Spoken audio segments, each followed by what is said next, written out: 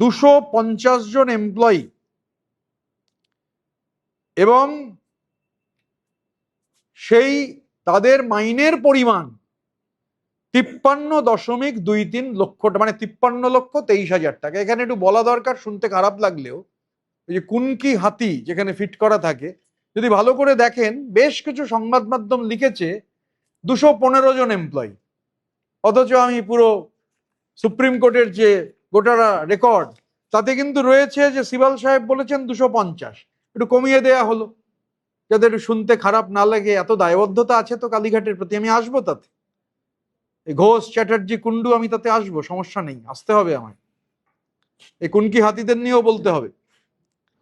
250 জন এমপ্লয়ির 53,23,000 টাকা নাকি মাসিক স্যালারি। বলা হলো 17টা অফিসের জন্য ভাড়া খরচ হচ্ছে 1 কোটি টাকা মাসিক। 250 জন কর্মচারী, তাদের হচ্ছে জন্য 53,23,000 টাকা। 17টা পার্টি অফিসের জন্য 1 কোটি টাকা পার মান্থ। এছাড়াও contractual payment of to agencies providing office personal and security. এবার আমরা আসলে খুব হতবাক হয়ে গেছি এই জন্য জেনে যে 17টা পার্টি অফিস কোথা থেকে অল ইন্ডিয়া তৃণমূল কংগ্রেসের, মানে আমরা একটা দুটোর কথা জানি, আরো বাড়লে যদি চার্টার্ড মাফিয়ার অফিসটা ধরা হয় তাহলে 3টে, আরো একটা হলে, মানে 17টা পার্টি অফিস কোথায়।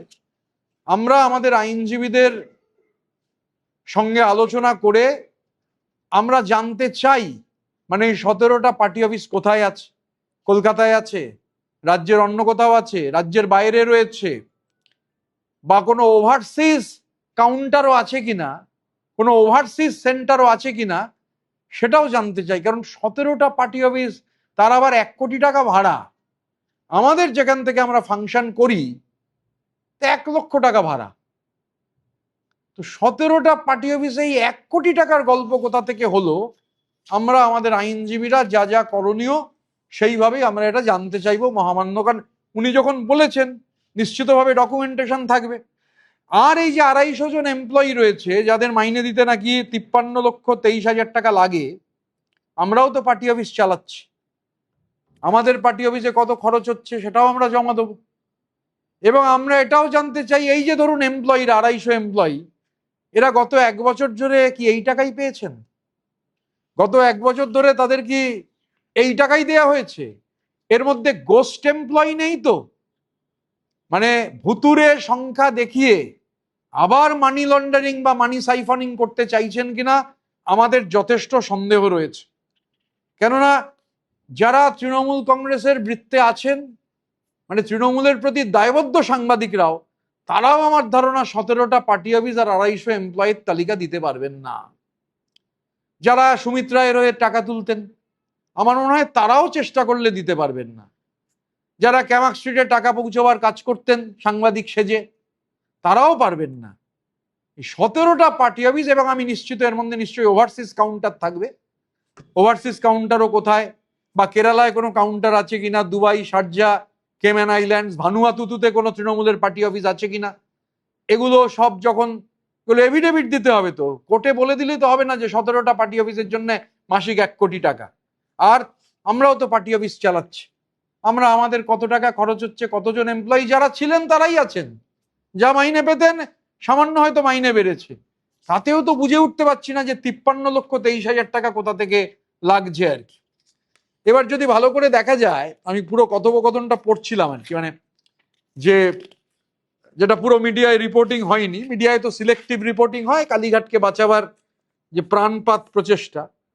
তো আপনারা আগেও বলেছি, আপনারা জানেন যে ওই সেই কেয়ারওয়েল এভিয়েশন এবং অন্য একটা কোম্পানি, আমি আর সেই পুরনো কথাই যাচ্ছি না, হেলিকপ্টার, চার্টার্ড ফ্লাইট নিজেই কিনছে, মানে অনেকজন কিনছে, পার্টির অ্যাকাউন্ট থেকে টাকা দেওয়া হচ্ছে, আবার তারপর তাকে ভাড়া দেওয়া হচ্ছে, মানি লন্ডারিং এর, মানি সাইফনিং এর নতুন ভিস্টা। কিন্তু যেটা জরুরি, এই পুরো যদি এটা দেখা যায় যে আর্গুমেন্টটা হয়েছে, সেই আর্গুমেন্টের একটা ইন্টারেস্টিং অংশ আছে।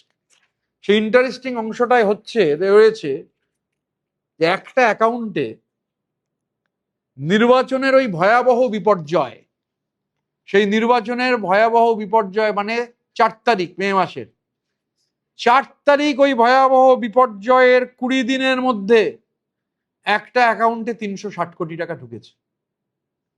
একটা অ্যাকাউন্টে 360 কোটি টাকা ঢুকেছে 4 তারিখের পর 20 দিনের মধ্যে। One of the accounts had received rupees 360 crore within 20 days after the election was lost. আমি পুরো ডাউনলোড করেছি, পুরোটা পড়লাম, পুরোটা পড়ে সেখান থেকে যা আছে 360 কোটি টাকা within 20 days after the election was lost। মানে এটা দুপক্ষের সওয়াল জবাব হচ্ছে, কিন্তু একটা পক্ষ এটা জমা করেছেন।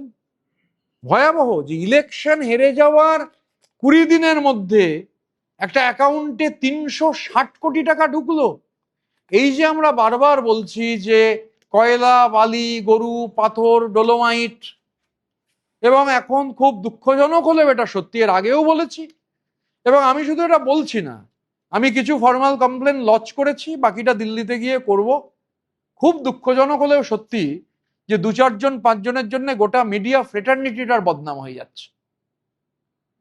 মিডিয়ার সাংবাদিক, মিডিয়াতে কাজ করেন, ক্যামাক স্ট্রিটের তোলাবাজ হিসাবে কাজ করছেন, এ দুর্ভাগ্যজনক। এই যে ঘোষ, চ্যাটার্জি, কুন্ডু অব্দি আমি থেমে যাচ্ছি। আরো 2-3টে টাইটেল আছে, চাইলে বলে দিতে পারতাম, হয়তো এখানে কেউ আছেন, খারাপ লাগবে, বলছি না, কিন্তু বলে দেবো। শুধু বলে দেবো না, ইডিকেও লিখবো, রেডি হয়ে গেছে চিঠি। এই দালালরা সাংবাদিকের মুখোশে যে দালালি করে এসেছেন, সাবধান হওয়া দরকার। তবে শুধু সাবধান নয়, নাম কিন্তু পাঠাবো।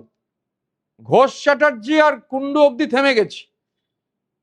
ভাবা যায় একটা সর্বভারতীয় সংবাদ মাধ্যম, শুনছি তো চাকরি চলে গেছে। 35 লক্ষ টাকা নাকি 37 লক্ষ টাকার ফ্ল্যাট। এখানে তো সাংবাদিকরা আছেন, মফস্বল থেকে যাতায়াত করেন, বহু বছর সাংবাদিকতা করেও কলকাতায় ফ্ল্যাট কেনার ভাবনাই করতে পারেন না। হিসেব করে চলেন, হিসেব করে তো চলেরই কথা মধ্যবিত্ত মানুষের।